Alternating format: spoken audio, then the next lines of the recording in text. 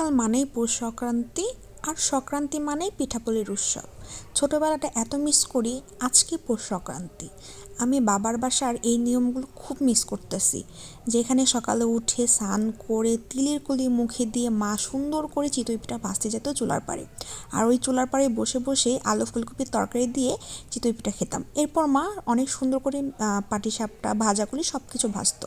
নমস্কার সবাইকে, আশা করি সবাই ভালো আছেন। আর এর মাঝে আরেকটা কথা বলে রাখি, আমার শ্বশুরবাড়ি কিন্তু পিঠা উৎসব করে না, মানে আজকে যে সংক্রান্তির দিন এই বাসে কোনো পিঠাপুলি করা হয় না। কেন হয় না সেটাও শেয়ার করব। কিছুদিন আগে বাস্তি পূজা শেয়ার করেছিলাম, আজকে হচ্ছে বাস্তিকে পিঠা দেওয়া হয়। আর এই জিনিসটা না এখন অনেক মিস করি। ছোটোবেলায় যখন বাসায় ছিলাম তখন ভোরবেলা উঠেই খুব স্নান করে এরপর হচ্ছে বাস্তিকে পিঠা দিতাম, মানে এরকম ছাপ্পা দিতাম। কী যে মজা হতো। এরপর না মাকে হাতে হাতে সব কিছু করে দিতাম, যেমন আলু ফুলকপি একটু কেটে দিতাম, এরকম গুড় ভেঙে দিতাম। যেহেতু মার বাসায় যেতে পারবো না, এর জন্য মা আগে থেকেই পিঠা তৈরি করে আমাদের বাসায় পাঠিয়ে দিয়েছে।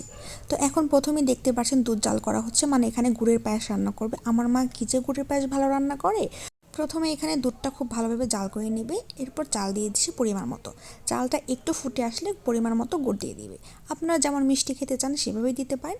এরপর যখন একটু আঠা আঠা হয়ে আসবে তখনই নামিয়ে নিয়েছি। এই যে আমাদের বাসার জন্য বাটিতে বাটিতে বেড়ে নিচ্ছে। আর এইদিকে কিন্তু আমি মাকে গুড়টা একটু গুলিয়ে দিয়েছি, মানে গুড়টা হচ্ছে অল্প জল দিয়ে, যেহেতু পাটিজোড়া করবে এর জন্য হচ্ছে গুড়টা না আমি একটু ভিজিয়ে রেখেছিলাম। আর এদিকে মা ক্ষীর করতে বসে গিয়েছে। মা কিন্তু একদম পিওর দুধের ক্ষীর করে, এখানে কোনো চালের গুঁড়া বা ময়দা দেয় না। তো ক্ষীরটা না খেতে দারুণ হয়। এই যে ক্ষীরটাও কিন্তু হয়ে গেছে, তবে ক্ষীরটা করতে না অনেক সময় লাগে। তবে এই একদম টাটকা ক্ষীর খেতে কী যে মজা লাগে। আর এইদিকে মা ভাজাকুলি বানানোর জন্য চালের গুঁড়ো কাই করে নিচ্ছে। তো প্রথমে জলটা ফুটিয়ে নিচ্ছে লবণ দিয়ে, এরপর চালের গুঁড়ো দিয়ে খুব ভালোভাবে কাই করে নিচ্ছে। এরপর একটা ভিজা ন্যাকড়া দিয়ে কাইটা ঢেকে রাখছে যাতে শক্ত না হয়ে যায়। আর এদিকে মা পাটি জোড়ার জন্য গুলাটা গুলে নিচ্ছিল, পরিমাণ মতো দুধ দিয়ে চালের গুঁড়া দিয়ে দিয়েছে। এবার খুব ভালোভাবে মিক্সড করে নেবে। এদিকে কিন্তু মা আলু ফুলকপির তরকারিটাও রান্না করে নিয়েছে। আর রান্না করার পরে এই যে এখন পাটি জোড়া ভাজবে, তো প্রথমে একটা ফ্রাইং প্যানে একটু তেল ব্রাশ করে এরপর হচ্ছে এই গোলাটা দিয়ে দিয়েছি। গোলাটা যখন একটু একটু হয়ে আসছে তখন এই খিরসাটা দিয়ে, মানে ক্ষীরের খিরসাটা দিয়ে এরপর এরকম একটা চামচ দিয়ে, চামচ না এটাকে কী জানি বলে, ঝিনই বলে, এটা দিয়ে খুব সুন্দর করে উঠিয়ে নিচ্ছে। আর এইদিকে হচ্ছে বাবা আমাকে কুলি বানিয়ে দিচ্ছে। আমার বাবা না হাতের কুলি কী যে সুন্দর, দেখতে না খুবই সুন্দর লাগে। চালের কাইটা ভালোভাবে মথে নিচ্ছিল বাবা, এরপর ছোটো বোন এরকম করে গুলি করে দিচ্ছিল। আর বাবা হচ্ছে ওটার মধ্যে আলু ফুলকপির তরকারি ভরে এরপর হচ্ছে মুড়ি দিয়ে নিচ্ছিল। এর মাঝে বলে রাখি, আমার শ্বশুর বাড়ি কেন হচ্ছে পিঠাপুলির উৎসব হয় না।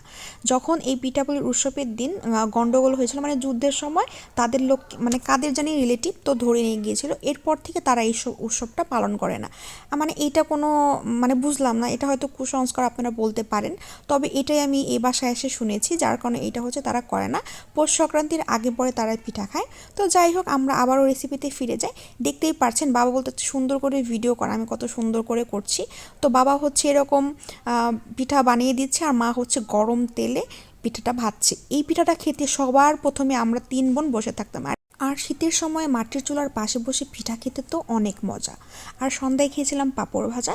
তো আজকের ভিডিওটি এই পর্যন্তই। ভালো লাগলে আমার পেজে লাইক ফলো করবেন। ধন্যবাদ সবাইকে।